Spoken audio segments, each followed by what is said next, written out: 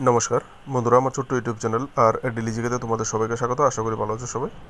আজকে তোমাদের 14 এবং 15 জুন 2025-এর ন্যাশনাল এবং ইন্টারন্যাশনাল সিলেক্টেড কারেন্ট অ্যাফেয়ার্সগুলি প্রোভাইড করবো। চলো কোশ্চেনগুলি দেখে নিই। ভিডিও ভালো লাগলে অবশ্যই লাইক শেয়ার করবে, চ্যানেলটাকে সাবস্ক্রাইব করে সাপোর্ট করবে ডেলি কারেন্ট অ্যাফেয়ার্সের জন্য। চলো কোশ্চেনগুলি দেখে নিই। 11টা কোশ্চেন আলোচনা করবো। প্রথম কোশ্চেনটা, সম্প্রতি 2023 শঙ্করদেব পুরস্কার কাকে দেওয়া হয়েছে? Who has been awarded the 2023 Sankardev award? আনসারটা হবে অপশান এ, সোনাল মানসিং। এখান থেকে তোমরা দেখে নেবে ডিটেলসটা, ঠিক আছে। কোথায় দেওয়া হয়েছে এই পুরস্কারটা?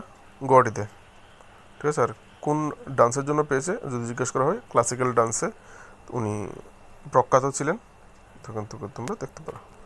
নেক্সট কোশ্চেন, নিউজিল্যান্ডের প্রাক্তন প্রধানমন্ত্রী জাসিন্ডা আর্ডানের স্মৃতিকথার শিরোনাম কি?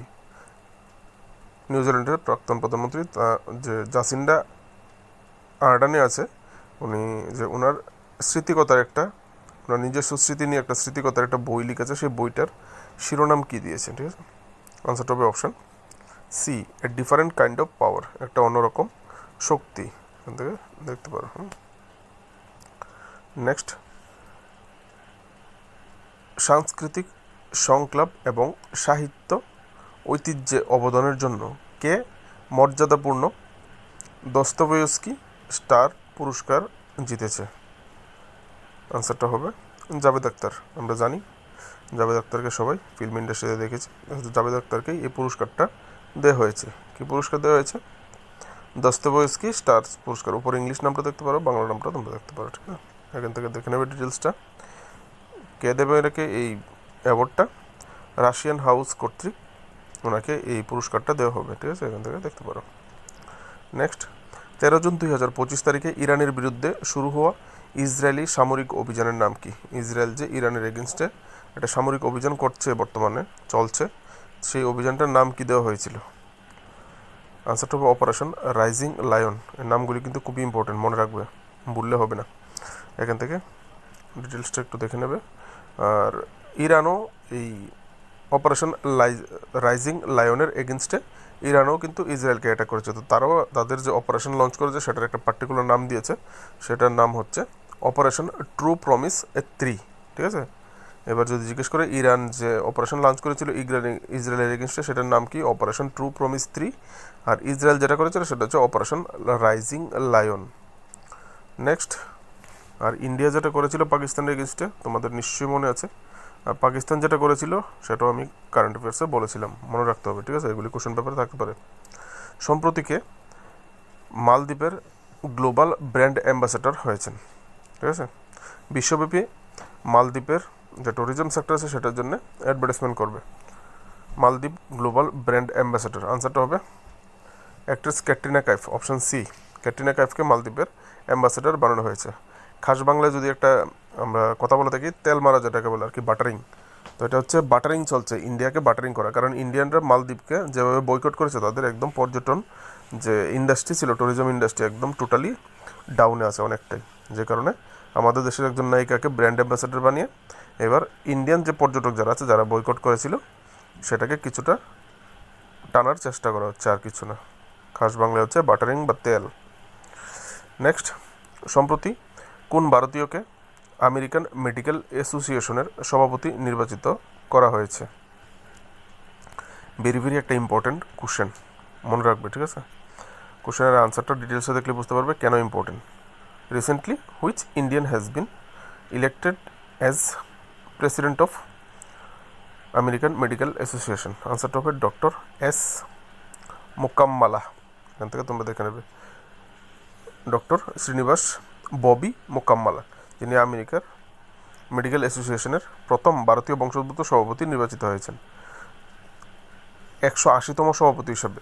178 বছর হয়েছে তারা যে এই আমেরিকান মেডিকেল অ্যাসোসিয়েশন প্রতিষ্ঠা করেছে। সেই 178 বছরের ইতিহাসে কোনো ভারতীয় বংশোদ্ভূতকে এই প্রতিষ্ঠানের বা এই অর্গানাইজেশনের সভাপতি হিসেবে নির্বাচিত করা হয়েছে। কোশ্চেনটা ভেরি ভেরি ইম্পর্টেন্ট হতে পারে, বিশেষ করে যারা টিপিএসসির এক্সাম দেবে কম্পিটিটিভ লেভেলে, তোমাদের জন্য। Which country is in the top of the recently released global gender gap index 2025।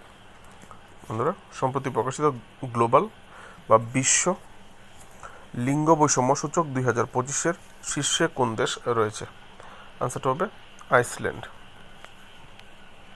বন্ধুরা, এই জেন্ডার গ্যাপ রিপোর্ট 2025-এ ভারতের র্যাঙ্ক কত যদি জিজ্ঞেস করা হয়, তাহলে ইন্ডিয়ার র্যাঙ্ক হচ্ছে 131। মনে রাখবে, ভেরি ভেরি একটা ইম্পর্টেন্ট ডাটা, ঠিক আছে? আর সেটা কোথায়, কে পাবলিশ করে এই ডাটাটা রিলিজ করে? আনসারটা হবে ওয়ার্ল্ড ইকোনমিক ফোরাম, ঠিক আছে? তো একটা important organization World Economic Forum, তারা এই ডাটাটা রিলিজ করে। তো এই ধরনের কিন্তু জিজ্ঞেস করা হয়, কোনো একটা রিপোর্ট দিয়ে জিজ্ঞেস করে এই রিপোর্টটা কে পাবলিশ করেছে বা কোথায় থেকে পাবলিশ হয়েছে, ঠিক আছে? তো তোমরা ভালো করে এটা পড়ে রাখবে, মনে রাখবে। আর জেন্ডার গ্যাপ, যে গ্লোবাল জেন্ডার গ্যাপ রিপোর্ট 2025 কি, তোমরা এই কলামগুলি যদি পড়ো, তোমরা এখান থেকে ডিটেলসটা দেখে নিতে পারবে, ঠিক আছে? এখান থেকে তোমরা এগুলি পড়লে বুঝতে পারবে ছেলে মেয়ের প্রপোর্শনে কীভাবে, মানে যে রিসোর্স আছে, রিসোর্সগুলি কীভাবে ডিস্ট্রিবিউট করা হয় বা দেওয়া হয়ে থাকে, এটাই হচ্ছে জেন্ডার গ্যাপ। বন্ধুরা, এখানে নেক্সট কোশ্চেন, সম্প্রতি কোন শহরকে আনুষ্ঠানিকভাবে ভারতের চিতাবাঘের রাজধানী হিসেবে ঘোষণা করা হয়েছে? Recently which city has officially become the leopard city of India? Very very important একটা কোশ্চেন, কারণ আমরা অনেক সিটি শুনেছি, pink city, milk city, golden city, এইরকম অনেক শুনেছি, ঠিক আছে? এবার একটা নতুন অফিসিয়ালি নতুন আরেকটা সিটি আমরা পেয়েছি, সেটা হচ্ছে লিওপার্ড সিটি অফ ইন্ডিয়া, ঠিক আছে? তো ইম্পর্টেন্ট কিন্তু, কারণ সিটি এবং নিকনেম কিন্তু জিজ্ঞেস করা হয়ে থাকে কম্পিটিটিভ এক্সামে। তো নতুন যে লিওপার্ড সিটি বা চিতাবাঘ সিটি রাজধানী হয়েছে, বা ভারতের চিতাবাঘের রাজধানী কোন শহরকে বলা হবে এবার যদি জিজ্ঞেস করা হয়, তাহলে আনসারটা হবে বেঙ্গালুরুকে। এখান থেকে তোমরা ডিটেলসটা ছোট্ট করে পড়ে নেবে।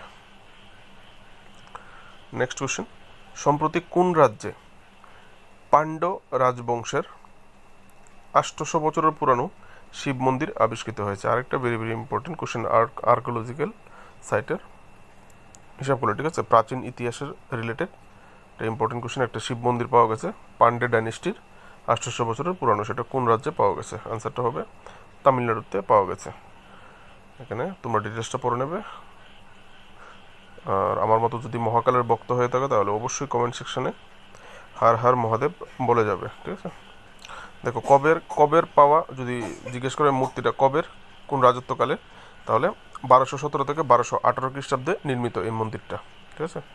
এখান থেকে বের করে নেবে। সালটাও মনে রাখবে, কোন সালে, যদি স্পেসিফিক তোমাকে এই সালটা দিয়ে দিতে পারে, কোন সালে নির্মিত হয়েছিল এই মন্দিরটা। নেক্সট, সম্মানসূচক চিতাবাঘ পুরস্কার কাকে দেওয়া হয়েছে? Who will be honoured with the honorary leopard award? শুধু বাঘই বাঘ। চলো, আনসারটা হবে অপশান বি, আলেকজান্ডার পেইন। এখান থেকে তোমরা ডিটেলসে দেখতে পারো। তিনি রিনাউন্ড আমেরিকান ফিল্ম মেকার, তিনি প্রখ্যাত আমেরিকান একজন চলচ্চিত্র নির্মাতা, যার নাম হচ্ছে আলেকজান্ডার পেইন। 6 থেকে 16 আগস্ট 2025 সাল পর্যন্ত অনুষ্ঠিত 78তম লোকার্নো চলচ্চিত্র উৎসবে ওনাকে এই পুরস্কারটা দেওয়া হবে।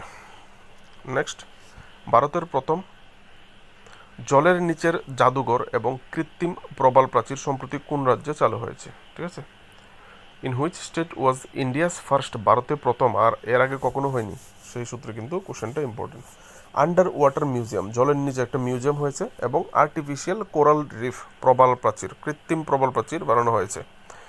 তো আনসারটা হবে মহারাষ্ট্রে করা হয়েছে, ঠিক আছে? এখান থেকে দেখে নেবে। আর এই যে আন্ডার ওয়াটার মিউজিয়ামটা বানানো হয়েছে, এটা স্পেসিফিক্যালি কোন জায়গায় বানানো হয়েছে? ভারতের যে নেভিশিপ ছিল, ইন্ডিয়ান নেভিশিপ আইএনএস গুলদার, এই আইএনএস গুলদার ইন্ডিয়ান নেভি থেকে রিটায়ারমেন্ট হয়ে গেছে, মানে ডিকমিশন করা হয়েছে, অনেক বছর হয়ে গেছে, যেটা আর নেভিতে দরকার নেই, সো সেটাকে ডিকমিশন করা হয়েছিল, মানে রিটায়ার করা হয়েছিল নেভি থেকে। সেই জাহাজটাকেই এই মিউজিয়ামটা তৈরি করা হয়েছে। তো এই নামটাও তোমরা মনে রেখে দাও। পার্টিকুলার কোথায় যদি তৈরি করা হয়েছে জিজ্ঞেস করে, তাহলে মহারাষ্ট্রের সিন্ধুদুর্গের বেঙ্গুরলা তালুকের নিবাথি রকের কাছে অবস্থিত, ঠিক আছে? আজকের জন্য এটুকুই। কোশ্চেনগুলি ভালো লাগলে অবশ্যই লাইক শেয়ার করবে। রাত্র হয়ে গেছে, বেশি কথা বলে লাভ নেই।